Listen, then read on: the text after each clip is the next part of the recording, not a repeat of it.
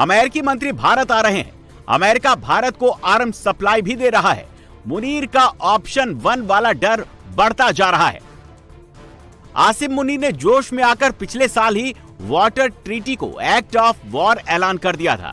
अब एक्ट करने का वक्त आ गया है, लेकिन इससे पहले मुनीर कोई ऑर्डर दे पाता। भारत में कुछ ऐसा हुआ जिसको देखकर मुनीर का गला और सूख गया। वॉर के माहौल के बीच भारत ने अग्नि-1 मिसाइल को टेस्ट किया। इसकी टेस्टिंग जिस वक्त हुई है और अग्नि-1 की जो खासियत है वो पाकिस्तान के लिए डेंजर अलार्म है। आपको अग्नि-1 सुनने में लग रहा होगा ये तो काफी पुरानी मिसाइल है, लेकिन इस टेस्टिंग के पीछे की वजह आपको चौंका देगी। इंडियन आर्मी ने इस मिसाइल का इस्तेमाल 2004 में शुरू किया। स्ट्रेटेजिक फोर्स ने अग्नि-1 का 2007 में उपयोग शुरू किया, यानी ब्रह्मोस और अग्नि-1 में सिर्फ 2 साल का अंतर है। पिछले साल ऑपरेशन सिंदूर के वक्त भारत ने पाकिस्तान पर ब्रह्मोस से हमला किया था। ब्रह्मोस की स्पीड और एक्यूरेसी ने पाकिस्तान की हर किलेबंदी को तोड़ दिया था, पाकिस्तानी एयरबेस को फोड़ दिया था। क्या इस बार अग्नि-1 को वो जिम्मेदारी सौंपी जाएगी जो ब्रह्मोस से भी खतरनाक है? ब्रह्मोस मिसाइल की स्पीड 3700 किलोमीटर प्रति घंटे है, जबकि अग्नि-1 की स्पीड 9000 किलोमीटर प्रति घंटे, यानी अग्नि ब्रह्मोस से लगभग 3 गुना तेज है। जब पाकिस्तान ब्रह्मोस को ट्रेस नहीं कर पाया था, पाकिस्तान का कोई रडार ब्रह्मोस को पकड़ नहीं पाया था, तो फिर अग्नि का सवाल तो पाकिस्तान के सिलेबस से बाहर का है। और अग्नि-1 की और ताकत भी जान लीजिए। अग्नि-1 की रेंज 1200 किलोमीटर है। ये 1000 किलो का वॉरहेड ले जा सकती है। अग्नि को लॉन्चिंग ट्रक से कहीं से भी दाग सकते हैं। ये एक शॉर्ट रेंज बैलिस्टिक मिसाइल है। पिछले 15-20 दिन में भारत ने जिन हथियारों की टेस्टिंग की, जिन टेक्नोलॉजी का टेस्ट किया, वो पाकिस्तान की वॉर तकनीक से कई साल आगे है। क्योंकि अब जो युद्ध होगा उसमें मैन पावर से ज्यादा मिसाइल, ड्रोन पावर काम करेगी।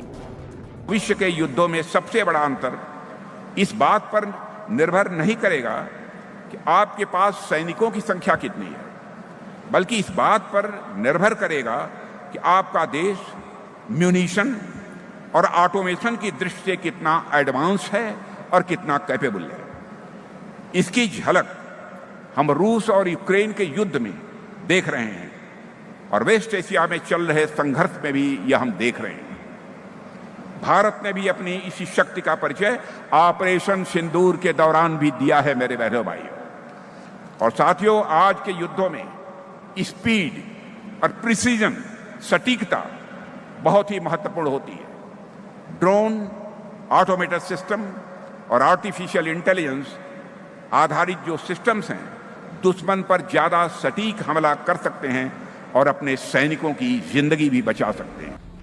3, 2, 1, now.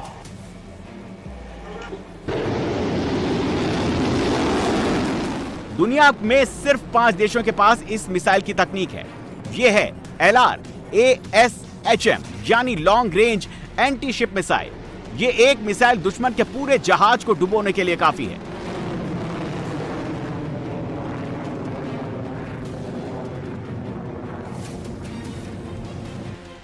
अगर ये एंटी शिप मिसाइल ईरान के पास होती तो अमेरिका कभी भी अपने एयरक्राफ्ट ईरान के पास नहीं भेजता।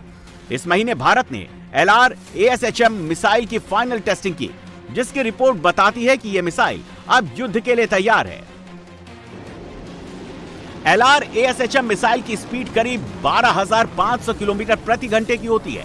इसकी रेंज 1500 किलोमीटर है और मोबाइल लॉन्चर से फायर कर सकते हैं। पाकिस्तान एक बात अच्छे से समझता है, 2014 के बाद से हिंदुस्तान की युद्ध नीति और सोच दोनों बदल गई है। पाकिस्तान आतंकी हमला करेगा तो उसके घर के अंदर धमाका होगा। पाकिस्तान अंदर और बाहर दोनों जगह फंसेगा। यह हिंदुस्तान की नई मोदी डॉक्ट्रिन है। 2014 में केंद्र में प्रधानमंत्री जी के नेतृत्व में सरकार बनने के बाद हमारी रक्षा नीति और सीमाओं की सुरक्षा के बारे में हमारे नजरिए में हमने आमूल चूर परिवर्तन किया है। पाकिस्तान के द्वारा किए गए तीनों हमले हमने इसका जवाब दिया है, चाहे उरी हो, पुलवामा हो या पहलगाम हो। एक बार सर्जिकल स्ट्राइक कर कर, एक बार एयर स्ट्राइक कर कर और एक बार ऑपरेशन सिंदूर के माध्यम से पाकिस्तान के अंदर इनके मर्म स्थान पर प्रहार कर कर हमने उनको मुंह तोड़ जवाब दिया है। वो जमाना चला गया जब आतंकी हमलों के बाद वार्ताएं हुआ करती थी। हमने हमारे सुरक्षा परिदृश्य को भारत के संविधान के स्पिरिट से मजबूत बनाने का काम किया है और ये सब एक प्रकार से एक नई डिफेंस डॉक्ट्रिन का एक प्रकार से घोषणा है। मोदी डॉक्ट्रिन के तहत जो तैयारी हो रही है वो पाकिस्तान को बताने के लिए काफी है। युद्ध होगा तो पाकिस्तान के साथ क्या होगा। यह भारत का सबसे लेटेस्ट और सबसे एडवांस ड्रोन है जिसने कुछ ऐसा कर दिखाया जो अब तक युद्ध में कभी नहीं देखा गया। डीआरडीओ ने ऐसी मिसाइल तैयार की है जिसको छोटे से ड्रोन से लॉन्च कर सकते हैं। ऑपरेशन सिंदूर के वक्त राफेल से गाइडेड मिसाइल लॉन्च की गई थी। सुखोई ने पाकिस्तान पर गाइडेड मिसाइल से हमला किया था। सोचिए अब ऐसी मिसाइल को लेकर एक छोटा सा ड्रोन दुश्मन के इलाके में जाएगा, बिना किसी रडार की पकड़ में आए गाइडेड मिसाइल दाग देगा। उसको रोक पाना फिर किसी भी डिफेंस सिस्टम के बस की बात नहीं होगी। नाम है ULPGM यानी ultra light precision guided missile, जो टैंक, बंकर और आर्म्ड व्हीकल को नष्ट कर सकती है। हजारों फीट ऊंचे पहाड़ों पर एक लॉइटरिंग म्यूनिशन को लॉन्च किया जाता है। तपती धूप, गर्मी वाले रेतीले इलाके से इसी लॉइटरिंग म्यूनिशन को लॉन्च किया जाता है। दोनों जगह पर टेस्टिंग में 100 में से 100 नंबर मिले। यह हिंदुस्तान का नया वायुअस्त्र है जो 100 किलोमीटर तक किसी भी टारगेट को हिट कर सकता है, दिन हो या फिर रात हो, कश्मीर की हजारों फीट की ऊंचाई हो या फिर राजस्थान का रेतीला इम्तिहान। वायुअस्त्र से दुश्मन कहीं भी नहीं बच सकता। वायुअस्त्र 90 मिनट तक 14,000 फीट की ऊंचाई पर उड़ सकता है।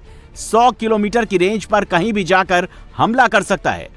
दुनिया के सबसे लेटेस्ट और खतरनाक लॉइटरिंग म्यूनिशन है। लॉइटरिंग म्यूनिशन को कामिकाजे ड्रोन और या फिर सुसाइड ड्रोन भी कहते हैं, क्योंकि यह खुद में एक उड़ता हुआ बम है जिसकी स्पीड 500 किलोमीटर प्रति घंटे है। इंडिया ने खुद हाईटेक कामिकाजे ड्रोन बना लिया है। इस्तेमाल कहां होगा बताने की जरूरत नहीं है। मई के महीने में ही भारत में एक और टेस्ट हुआ, सूर्य अस्त्र रॉकेट का। यह रॉकेट सूर्य की धमक के जैसे ही दुश्मन पर सूर्यास्त्र हमला करता है। यह हिंदुस्तान का नया रॉकेट लॉन्चिंग सिस्टम है। पिनाका के बाद अब भारतीय सेना के पास सूर्य अस्त्र भी आ गया है। यह पूरी तरह से मेड इन इंडिया प्रोडक्ट है। इन रॉकेट की रेंज 150 से 300 किलोमीटर की है। इस रेंज में जो भी आएगा सूर्य की अग्नि में भस्म हो जाएगा। सिर्फ मई के महीने में भारत ने ballistic missile, anti ship missile, guided missile, kamikaze drone और रॉकेट की टेस्टिंग की है। भारत की तैयारी मुनीर जरूर देख रहा होगा।